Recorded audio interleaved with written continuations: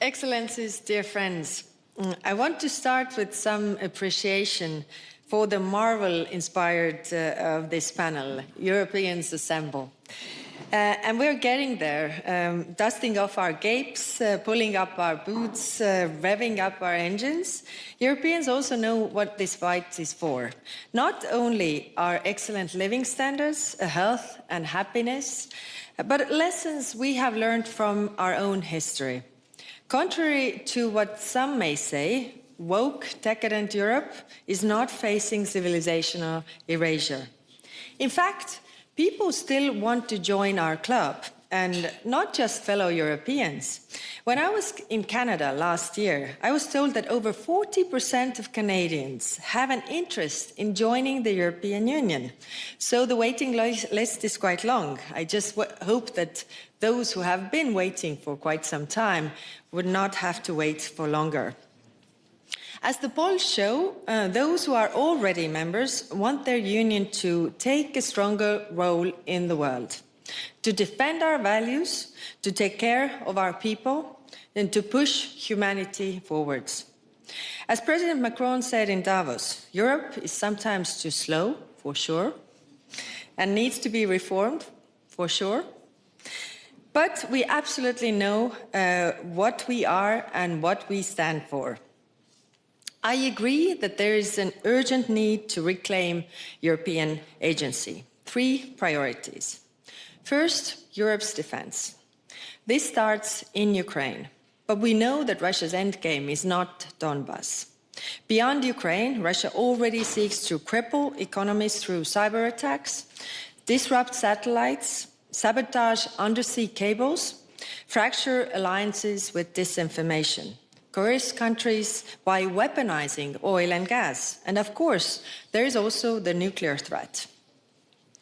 To respond to these challenges in a coherent and systematic way, I'm working closely with Ursula von der Leyen on a new European security strategy.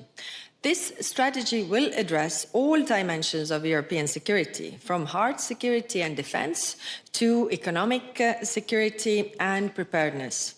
Because in today's world, security is indivisible. But let's be clear-eyed about Russia. Russia is no superpower. After more than a decade of a conflict, including 4 years of full-scale war in Ukraine, Russia has barely advanced beyond the 2014 lines.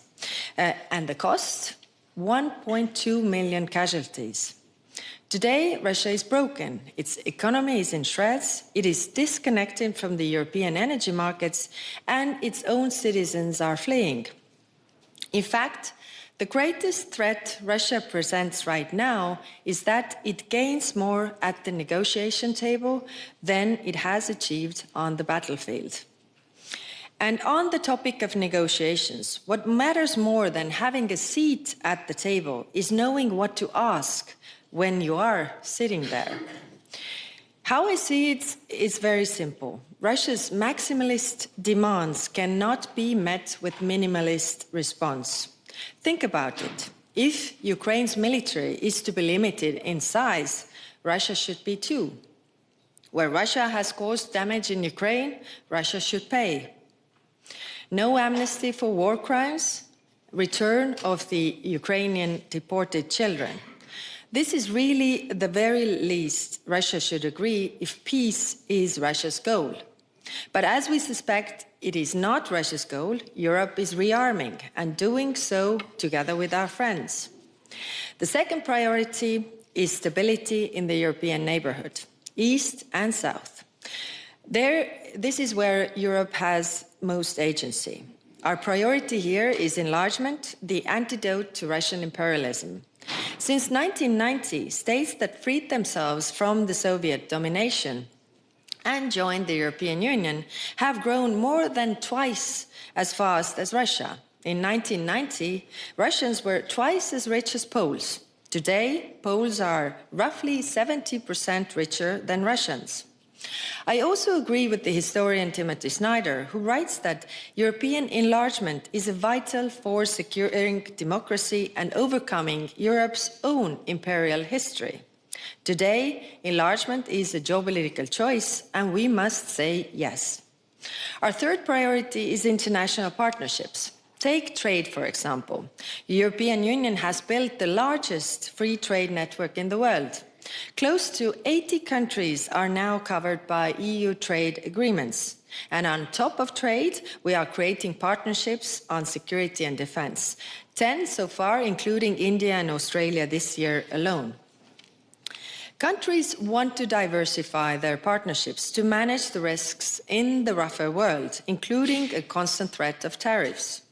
They want to find joint solutions to digital challenges from standards to semiconductors, because the vast majority of the countries also want the same thing: stability, growth, prosperity for their people.